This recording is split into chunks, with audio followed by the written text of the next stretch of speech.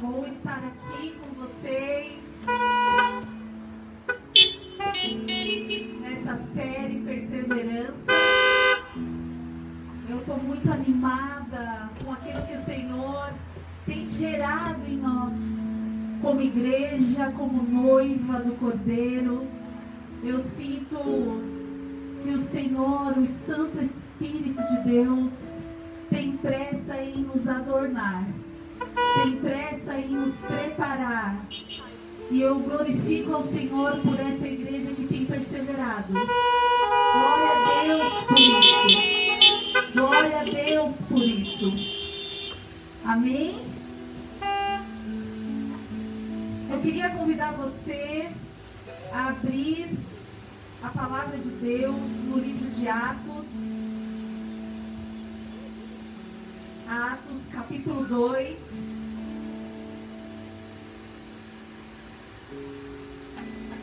Versículo 46.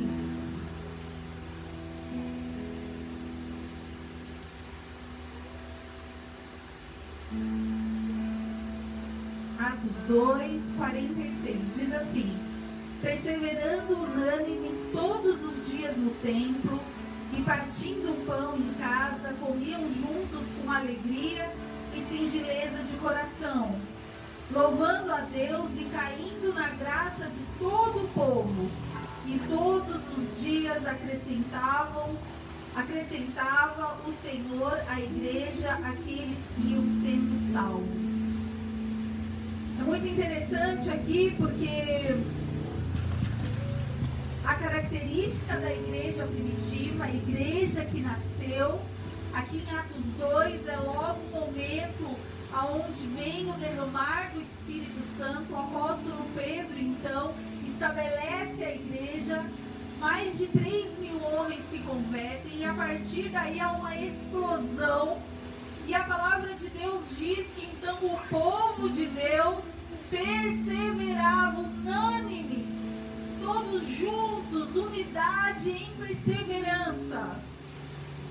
E é muito interessante porque essa perseverança de estarem juntos todos os dias no templo, partindo o pão, comiam juntos, a comunhão, louvavam a Deus, e tudo isso caía na graça daqueles que assistiam. Essa alegria que contagiava o povo de fora. E a palavra então diz ali que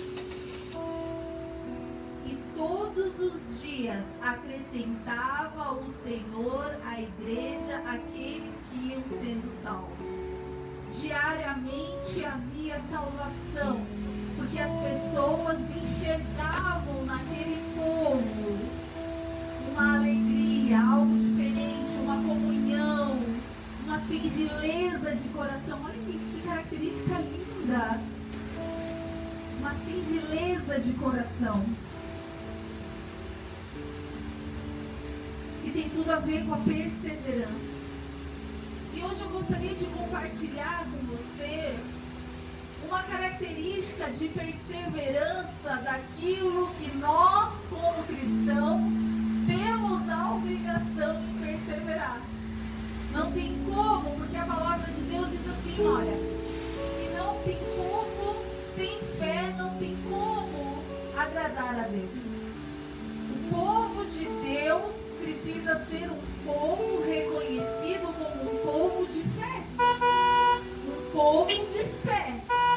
Agora é interessante porque nós precisamos entender que tipo de fé é a fé requerida do povo de Deus.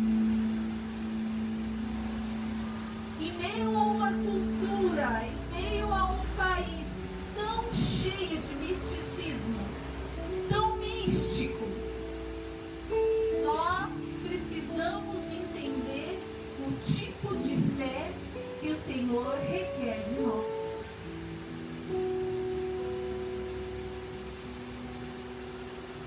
Nós entendemos e aprendemos com a pastora Sheila que o contrário de perseverança é a desobediência. Então entendemos que a obediência, ela é uma chave que tem que nos acompanhar. Quando nós pensamos em fé e pensamos em obediência, eu quero te dizer que são duas características que caminham muito juntas. Porque muitas vezes, sem entender, eu tenho que obedecer em fé. Entende? Às vezes o Senhor requer algo de nós em fé, no Deus que nós servimos, na confiança que temos nele, nós obedecemos. E aí, quando vem a fé, quando vem esse relacionamento de fé num povo cuja bagagem é o misticismo, a gente precisa entender algo aqui. Queridos, preste atenção. As bênçãos de Deus, as bênçãos da qual nós cantamos hoje aqui, de geração para os filhos dos nossos filhos, a bênção do Senhor sendo derramada, a bênção desse Deus vivo sobre os teus filhos, ela não é uma bênção mística, mas ela é uma bênção resultado de uma obediência. As bênçãos de Deus é resultado de um povo obediente. Vocês conseguem entender isso? Entende? A bênção de Deus, amados, não é um passe, não é uma oração poderosa, não é a oração de um pastor ungido, não é a oração do missionário, do evangelista. A bênção de Deus é o resultado de uma vida em obediência a esse Deus. A palavra de Deus não é místico, não é um culto poderoso do poder. A visitação, há um momento que o Senhor fala, claro, quando estamos abertos, linkados ao Espírito de Deus, e Ele se manifesta de maneira mais intensa, há uma direção, há um momento, mas eu quero te dizer uma coisa, isso só vai se tornar bênção na tua vida se sair desse momento, se ficar no momento só.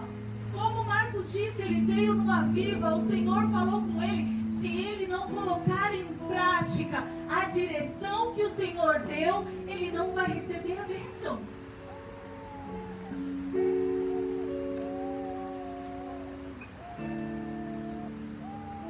Então eu quero dizer para vocês, amados, que água na televisão não é fé em Deus.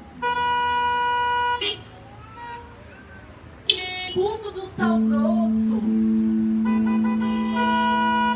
não é fé no Deus invisível e poderoso. Eu não quero com isso dizer que o Espírito Santo não possa trazer uma direção. Eu não quero dizer com isso que o Espírito Santo, ao orarmos por alguém, ele deu uma direção de cura. Assim como Jesus pegou o barro, cuspiu, passou, deu direções. Mas, queridos, isso não é a regra. Porque a regra de um povo de Deus é crer nesse Deus invisível, poderoso, que nós cremos. Quando nós entendemos e estudamos a palavra de Deus, desde o momento em que o Senhor se apresenta aos filhos de Deus e levanta o povo de Israel como filhos do Senhor, é muito interessante porque o tempo todo o povo de Deus é caçoado, é ridicularizado, porque o povo de Deus decidiu ouvir ao Deus invisível. Porque os egípcios tinham estátuas, tinham coisas grandiosas e tinham deuses que eles podiam ver com os olhos deles. E de repente esse Deus aparece para grandes homens e Assim como Noé, que Deus chega para Noé e diz assim: olha, vai chover. E você precisa construir um barco gigantesco. E esse cara então começa a trabalhar, crendo em fé na palavra do Deus que ele cria e servia. E em volta dele todos os ridicularizavam, dizendo: esse cara é louco. Que esse cara é louco? Que Deus é esse que ele diz que serve? Dia após dia, nós somos tentados a ter que ter alguma coisa visível para crer, para se apegar. E o nosso desafio, amados, porque assim, o nosso Deus se fez carne em Jesus Cristo. O nosso Deus se encarnou. Nós somos hoje resultado de um Deus que esteve conosco e agora de um Deus que está em nós. Nós fazemos parte do processo da história aonde o Deus invisível se fez carne. Jesus Cristo divide então a história antes dele e depois dele. O maior revolucionário da história, o Deus encarnado, que assenta aos céus e diz: olha, eu preciso ir porque é necessário que eu vá para que o meu Espírito venha. E a partir daí, ele não está mais em volta de nós, ele está em nós. E isso tem que ser o suficiente para crermos.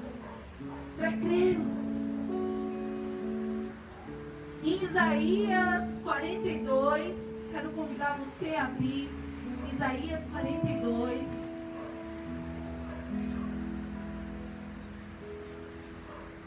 Versículo 8, diz assim: eu, o Senhor, este é o meu nome. Eu, o Senhor, este é o meu nome. A minha glória a outrem não a darei, nem o louvor às imagens de escultura.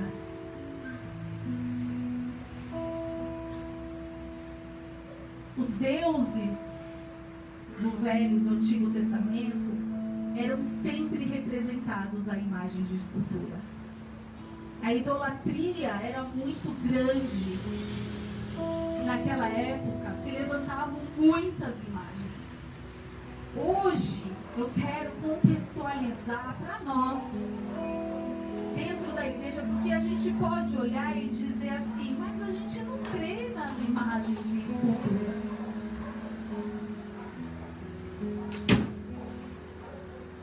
E eu quero fazer uma reflexão com você. A palavra de Deus diz que ele não divide a glória dele com ninguém. De repente, a nossa imagem e escultura está no Instagram daquelas pessoas que a gente acha incrível, que a gente nem conhece direito no dia a dia, mas que tem uma super influência sobre as nossas vidas. A imagem e escultura de imagens que nos escravizam, que nos frustram, que a gente acha que quando a gente for como, quando a gente conseguir como, quando nós nos vestirmos como nós formos como, ali nós encontraremos plenitude, felicidade. E eu quero te dizer que o povo de Deus precisa entender que a fonte inesgotável de vida, de contentamento, de alegria, de justiça, de paz, se encontra somente nele e por ele. E é para lutar para ele, porque nós servimos a um Deus que não divide a sua glória com ninguém.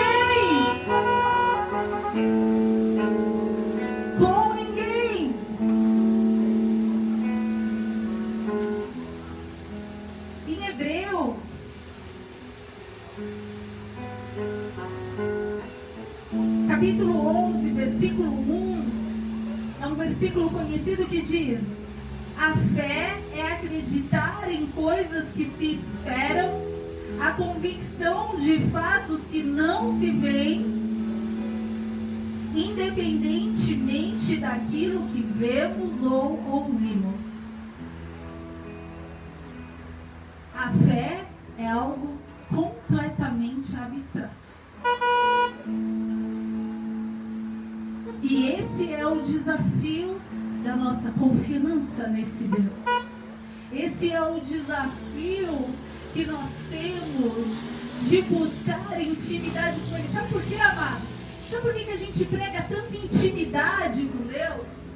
Porque quando você conhece Ele verdadeiramente, é tão mais fácil confiar, entregar, é tão mais fácil entender que Ele quer o melhor.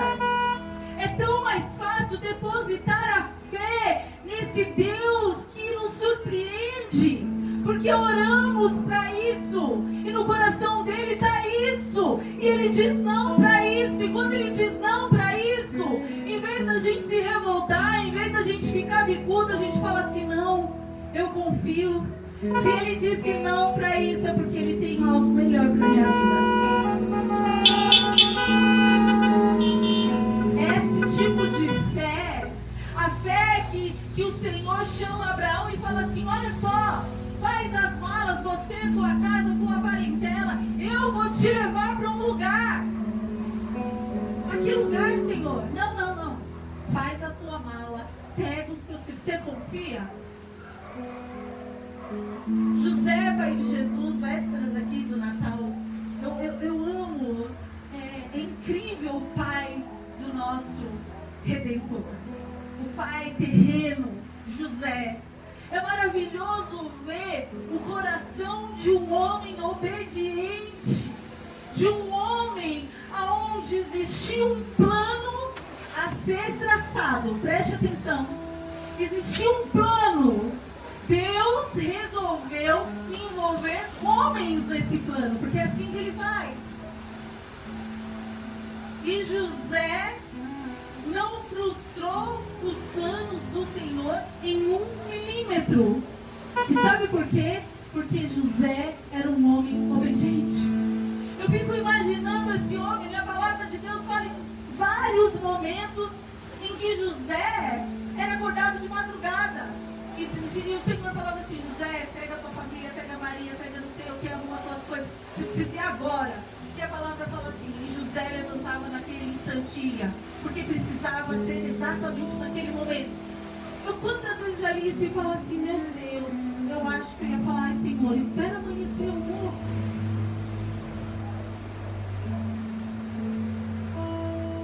Será mesmo?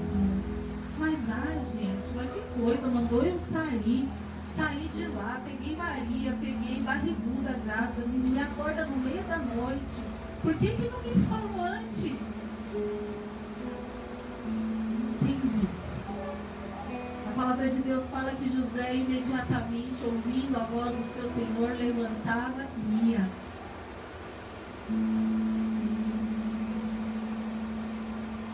Amados, nós precisamos entender que não é sobre o Evangelho se adaptar à nossa vida, mas é a nossa vida se adaptar ao Evangelho. Entende a diferença? A gente quer o tempo todo o Evangelho se adaptando a nós, aquilo que gostamos, aquilo que queremos, da maneira que queremos, da maneira que achamos. E Senhor, vem aqui, abençoa, pastor, põe a mão sobre a minha cabeça e me abençoa. Eu quero ser abençoado, eu quero ser próspero, eu quero não sei o que, eu quero isso, eu quero aquilo. Me abençoa aqui. Amados, nós vamos viver as bênçãos do Senhor o dia que nós decidimos obedecer.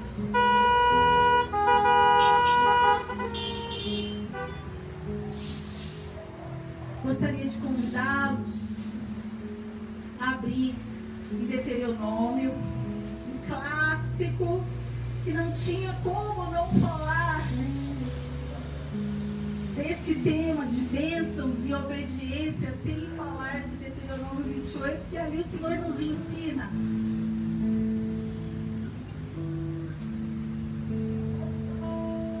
Esse versículo, para quem não sabe, é o versículo do meu filho Bento, é um capítulo, esse momento aqui, até o versículo 14, do 1 ao 14, é o versículo do meu filho Bento. É a declaração do Bento, nosso filho. Os nossos dois filhos têm uma passagem de bênção sobre eles. E essa daqui, com carinho, porque a palavra que diz bendito é o significado do nome do Bento. Bento bendito, abençoado. E a declaração sobre a vida dele, e é uma declaração sobre aqueles que obedecem ao Senhor. Deuteronômio 28 diz assim: se atentamente obedeceres à voz do Senhor teu Deus, tendo cuidado de guardar todos os seus mandamentos que hoje te ordeno, o Senhor teu Deus te exaltará sobre todas as nações da terra. Se ouvires a voz do Senhor teu Deus, todas estas bênçãos virão sobre ti e te seguirão. Vou repetir o versículo 2. Se ouvires a voz do Senhor teu Deus, se ouvires, em nome de Jesus, que os ouvidos se abram à voz do Senhor nessa noite. Em nome de Jesus, que os ouvidos, que cada ouvido aqui possam estar abertos para ouvir a voz do Senhor. Amém?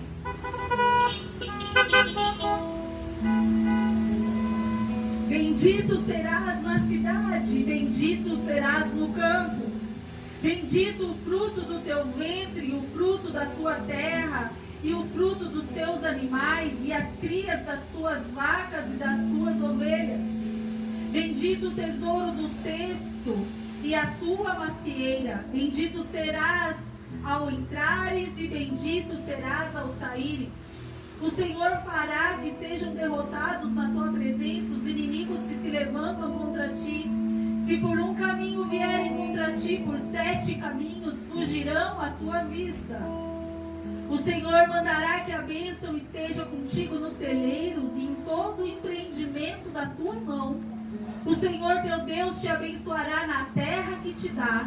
O Senhor te confirmará como seu povo santo, como te tem jurado, contanto que guardes os contanto, olha só, versículo 9. O Senhor te confirmará como seu povo santo, como te tem jurado, contanto que guardes os mandamentos do Senhor teu Deus e andes nos teus caminhos. Todos os povos da terra verão que és chamado pelo nome do Senhor e terão temor de ti. O Senhor te dará abundância de bens no fruto do seu ventre, no fruto dos teus animais, no fruto do teu solo, na terra que o Senhor jurou aos teus pais te dar. O Senhor te abrirá o seu bom tesouro, o céu, para dar chuva à tua terra no seu tempo, para abençoar toda a obra das tuas mãos. Emprestarás a muitas nações, porém não tomarás emprestado.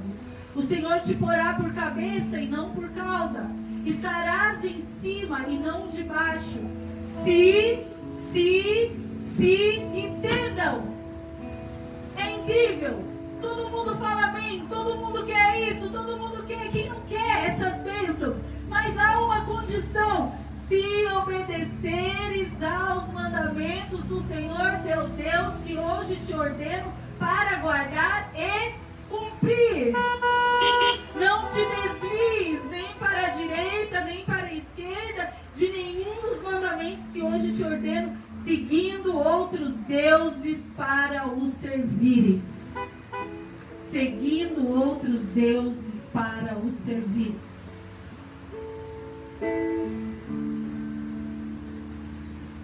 Amados, é tempo de amadurecer como igreja. Nós estamos vivendo um tempo onde o nosso Senhor e Salvador está às portas. Nós estamos vivendo a era de João Batista, que antecede a vinda do Messias. Aquele que batizou, aquele que preparou, aquele que ajuntou para que o Senhor venha. Somos estes agora, queridos. Hoje, ouvindo o nosso pastor, o apóstolo Arles, ele por muitos anos foi o nosso pastor, a igreja da qual eu e o G nos conhecemos, a igreja da qual nós fomos fundamentados na nossa fé, no nosso cristianismo. Hoje à tarde tivemos o privilégio de sermos abençoados pela palavra do apóstolo Arles Marcos, da Igreja Comunhão Cristã dos Jardins, em São Paulo. Nós assistimos hoje a palavra dele, de um homem de Deus, um homem que está lutando contra um câncer. Hoje, depois de muitos meses, pregou na igreja, 25 quilos mais magro. E os primeiros 2 minutos da palavra dele eu já estava aos prantos. Porque é incrível quando você consegue reconhecer um homem de Deus. Um homem que marcou a nossa história, um homem que faz parte, se nós somos o que somos, ele faz muito parte disso. Já tivemos o privilégio dele estar aqui ministrando as nossas vidas. E ele é um cara louco por escatologia. Quando ele veio aqui, ele deixou a galera tudo de cabelo em pé. Escatologia é falar sobre os finais dos tempos, é falar sobre Apocalipse. Essa é a agenda dele. E a galera ficou assustada. Eu lembro o pastor Eduardo que o olho dele ficou desse tamanho, ele não conseguia nem dormir por dias. Mas é incrível, porque o Senhor, na sua multiforme graça, sempre vai levantando. E é muito bom beber do apóstolo Arles. E ele falou algo que eu quero compartilhar com vocês hoje. Ele disse assim: olha, queridos, se preparem, porque se essa vacina for obrigatória, que tudo indica, e ele é uma pessoa extremamente conectada, ligada, vocês não fazem ideia, muita tecnologia, muita informação, é muita coisa, o cara é mergulhado nisso, ele estuda não sei quantas horas por dia só sobre esse assunto, então é incrível. E ele disse assim: já existe um plano que vai ser colocado em ação, de que para viajar e pegar um avião, os passaportes terão um chip aonde estará ali atestando se a pessoa tomou ou não a vacina. Então, as pessoas não poderão viajar, ir ou vir, se elas não tiverem tomado a vacina. E ele disse: esse princípio de controle, amados, ele diz assim: rapidamente saltamos para Apocalipse 13. Rapidamente saltamos para Apocalipse 13. E aí, quando nós vamos para Apocalipse 13, diz assim: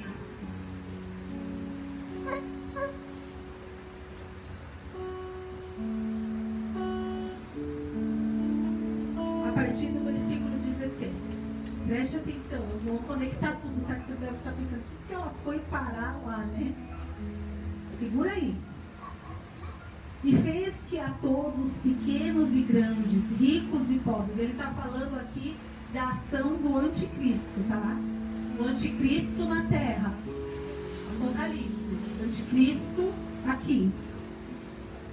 E fez que a todos, pequenos e grandes, ricos e pobres, livres e escravos, lhe fosse imposto um sinal na mão direita ou na testa, para que ninguém pudesse comprar ou vender, senão aquele que tivesse o sinal, ou o nome da besta, ou o número do seu nome.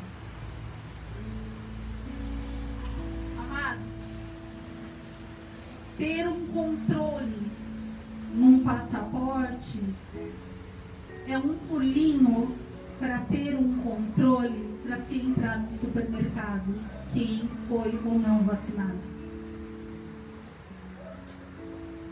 Está muito perto. Os sinais, amados, essa semana, não sei se vocês viram ou não, bolas de fogo cruzando os céus do Brasil, meteoros cruzando, no começo da semana, passou por Mato Preto, Minas Gerais, eram bolas de fogo. E a palavra de Deus diz assim no versículo 11: então vi subir da terra outra besta, e tinha 2 chifres semelhantes aos de um cordeiro, mas falava como um dragão. Exercia toda a autoridade da primeira besta na sua presença, e fazia com que a terra e o que neles habitavam adorassem a primeira besta, cuja chaga mortal fora curada. E fez grandes sinais, de maneira que até fogo fazia descer do céu a terra à vista dos homens. O que eu quero dizer com tudo isso, voltando à palavra, perseverança num Deus verdadeiro. Não perseverar num misticismo, não perseverar numa sensação, não perseverar naquilo que a gente acha, o que a gente gosta, o que a gente quer, não ser seguido pelos nossos sentimentos, mas perseverando na fé desse Deus poderoso que conta conosco, como cantamos aqui: somos teus pés e tuas mãos. Para isso, amados, é necessário conexão, é necessário sensibilidade, é necessário percepção, é necessário enxergar, porque os dias são maus. Os dias são maus. Se não estivermos atentos, se formos tolos, se acharmos que é necessário somente ter óleo na lamparina, mas não carregar o combustível para permanecermos, não vamos conseguir. Está aqui, agora, chegou à nossa frente um tempo muito complicado.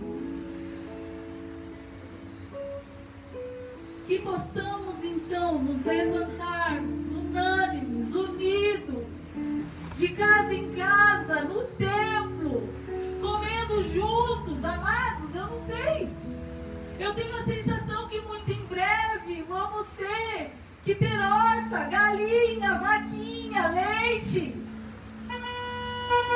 De verdade, está chegando esse tempo onde seremos ridicularizados. Está chegando o tempo que vamos ser chamados de ignorantes. Está chegando o tempo que nós vamos ser considerados como escória, como gente burra, ignorante, homofóbicos, perseguidores. E aí? E a nossa resiliência, e a nossa fé? Estamos sendo convidados a nos tornarmos igreja de verdade, unânime, juntos, crendo no Deus vivo, não crendo em coisinhas, não crendo em pessoas, não, sabe?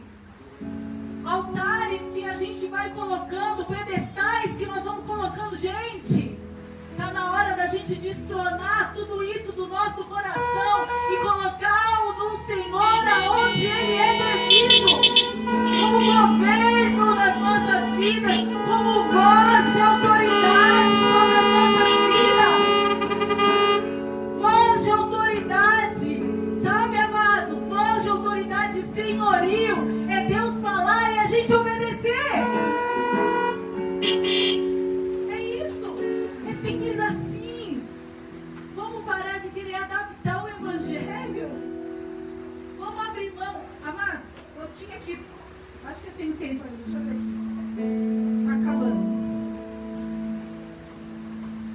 aqui. Deixa eu voltar. Cadê? A obediência, ela tem algumas características que a gente precisa entender se nós temos, para a gente entender esse nosso processo de obediência no Senhor. E eu queria falar um pouco sobre elas. É rápido. Uma das características que acompanham um povo obediente é a humildade. O povo de Deus precisa ser um povo que tem essa característica, porque o orgulho, que é o contrário da humildade, não cabe, não tem espaço para a voz do Espírito Santo.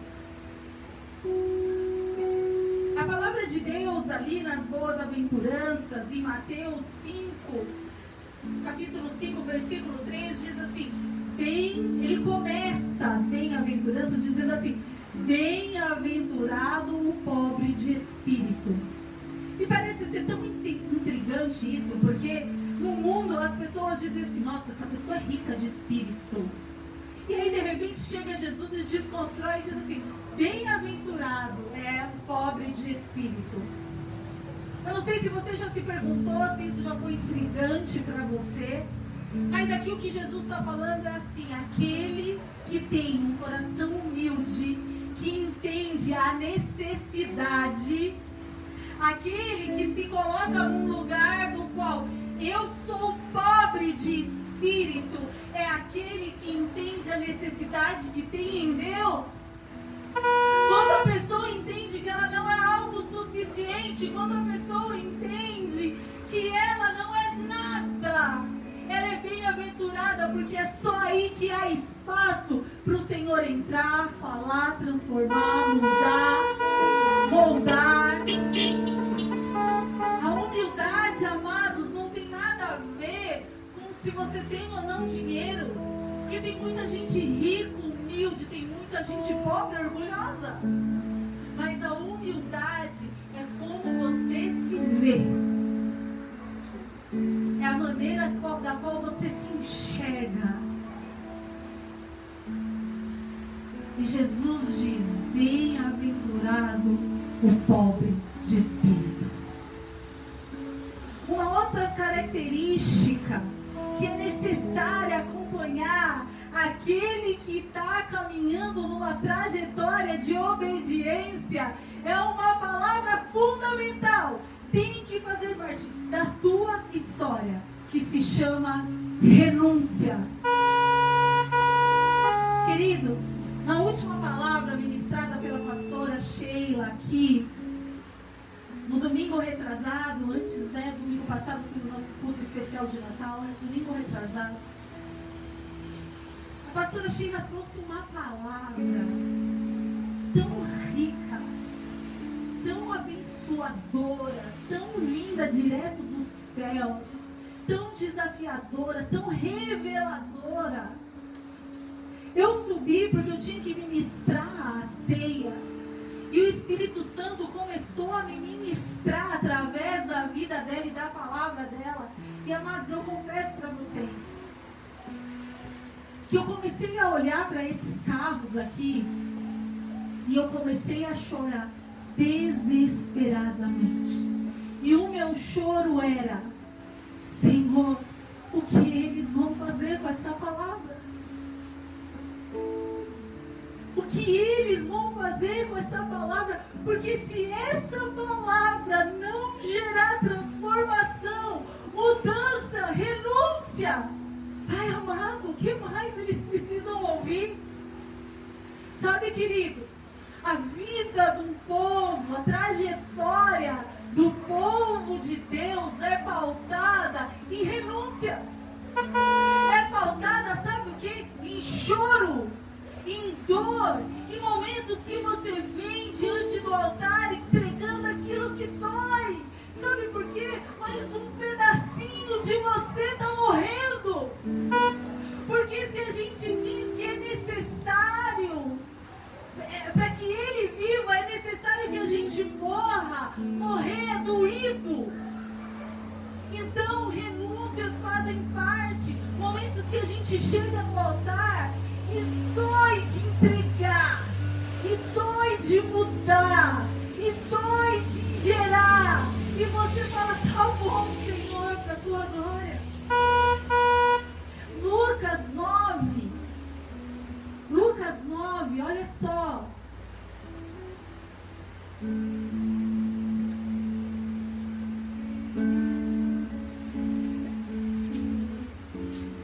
Vocês estão aí?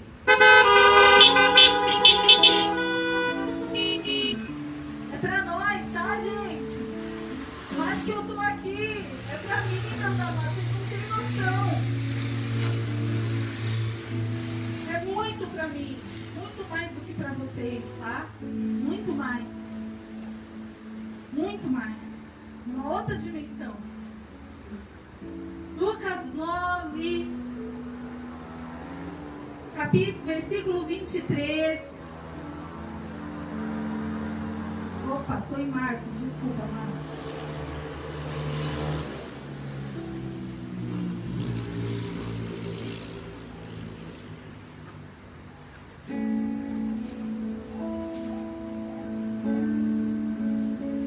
Diz assim: então, Jesus, palavras vermelhas da Bíblia, é o próprio Cristo nos dizendo. Então disse a todos: se alguém quer vir após mim, negue-se a si mesmo, tome cada dia a sua cruz e siga-me. Pois qualquer que quiser salvar a sua vida, perdê-la. Mas qualquer que por minha causa perder a sua vida, essa a salvará. Do que aproveita o homem ganhar o mundo todo, perdendo-se ou prejudicando-se a si mesmo? Qualquer que de mim e das minhas palavras se envergonhar, dele se envergonhará o Filho do Homem, quando vier na sua glória e na do Pai e dos seus santos anjos. Então Jesus diz: se alguém quer vir após mim, negue-se a si mesmo. Tome cada dia a sua cruz e siga-me. Pois qualquer que quiser salvar a sua vida, perdê-la. Mas qualquer que por minha causa perder a sua vida, essa salvará. Renúncia faz parte do nosso dia a dia. Se a tua vida não, amados, não é no momento de conversão, eu era drogado, eu era viciado e eu fui liberto desse vício, amém, glória a Deus, mas isso é o começo. Isso é só o começo. O teu testemunho jamais pode parar. Sabe por quê? Há um propósito para o Senhor nos livrar dos nossos vícios que vai além de nós. O propósito não acaba em nós. O propósito não está em nós. O propósito vai além de nós. Ele opera a maravilha para que a gente vá. E aí, amados, a gente indo, vão surgindo outros gigantes a serem derrubados. Não pense que fica nisso. Isso é muito superficial. É muito superficial. É para se aprofundar na renúncia, se aprofundar na entrega, se aprofundar na visão, é ser altruísta. O povo de Deus precisa ser um povo mais entregue, mais generoso, mais compassivo, cheio de compaixão, de amor. E ali segue uma nova característica, a terceira. 3. Humildade, renúncia e viver no amor. Em 1 Coríntios 13, a definição de amor, tem algo que eu quero parar e falar com vocês, que diz assim: não age por interesse. O amor não age por interesse. Aí Jesus assim diz: eis que deixo contigo um novo mandamento: amai ao próximo como eu vos amei. Como eu amei a igreja, entregando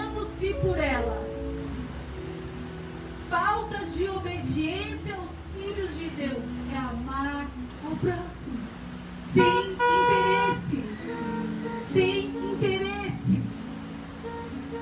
Amados, quando nós entendemos valores como esse, quando nós pautamos as nossas vidas debaixo de princípios como esse, de obediência à voz do Senhor, não tem como não sermos abençoados. Então eu estou aqui desmistificando para vocês o que é bênção e fazendo você entender. Se você verdadeiramente quer ser um homem ou uma mulher abençoado por Deus, obedeça-o.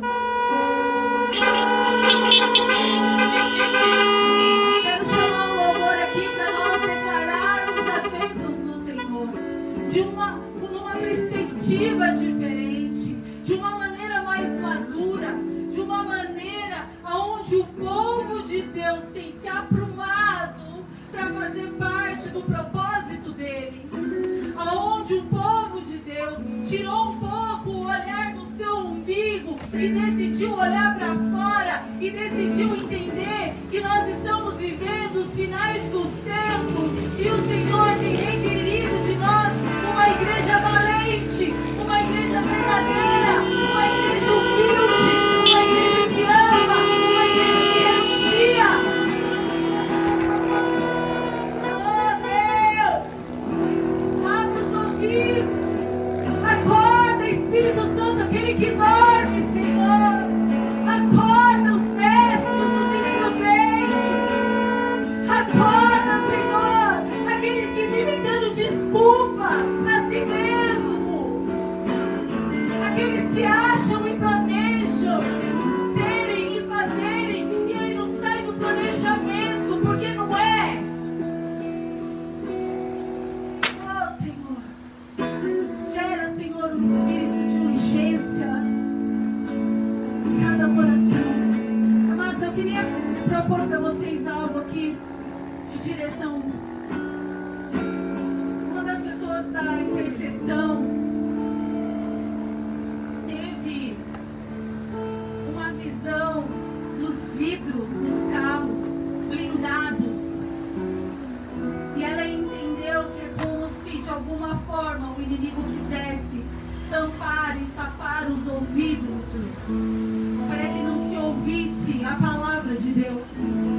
Eu queria então, de maneira profética, pedir para que você abrisse o vidro do teu carro.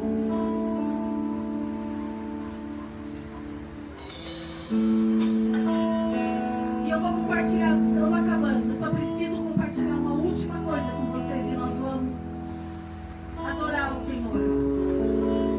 Essa semana, no encerramento da intercessão, estávamos conversando sobre muitas coisas e a Camila então começou a compartilhar um sonho que o irmão aqui da igreja, o Helder, que sonha muito, é uma bênção, ele é uma máquina de sonhos. E ela compartilhou um sonho e essa semana ele estava aqui ajudando a fazer toda essa estrutura, trabalhando debaixo do sol, ele e o pastor Eduardo. E eu os convidei e falei, Helder, eu preciso saber desse sonho com mais detalhes, porque é um sonho que veio confirmar demais aquilo que eu vou compartilhar com a igreja. E o Helder então me contou um sonho. E ele falou, pastor, eu não faço ideia da interpretação. E na hora eu ouvi e eu disse assim, domingo eu vou te trazer a interpretação desse sonho. Ele sonhou que ele estava com uma arma muito antiga, muito velha, muito velha, um revólver, uma arma enferrujada, velha. E aí ele tinha umas balas novas, as balas eram novinhas. E ele colocou essas balas novas na arma velha e tinha um alvo e ele atirava nesse alvo e exatamente no alvo. E ele atirava de novo e ele falava, meu Deus, mas essa arma velha, mas a bicha é boa. E é bem melhor ouvir ele falando do que é o máximo, contando a história. E até por isso eu procurei ele, porque eu falei, eu preciso ouvir da fonte, porque vai ser muito bom ouvir do o Helder esse sonho. E ele falava que ele olhava e falava, gente, mano, que coisa, não é possível.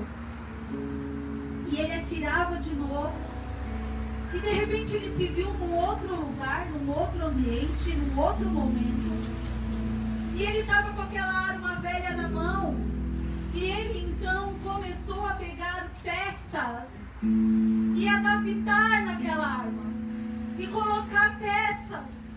E colocar coisas. E colocar. E de repente quando ele olhou, ele estava com uma arma grande. Parecia uma arma forte, poderosa. E ele olhou para as balas novas, e ele colocou a bala. E ele atirava e não saía, e não atirava. E ele atirava no alvo e não atirava. Ele falou que passou tipo um corcunda, uma coisa parecia um demônio. E ele tentou atirar e não saía nada. E ele falou, pastora, foi esse o sonho, eu não entendi nada. E eu comecei a falar, Deus, Tu és poderoso. Queridos, a nossa arma é eficaz, que acerta o alvo, que acerta o tiro. Ela é muito antiga, ela é muito velha, mas ela é eficaz.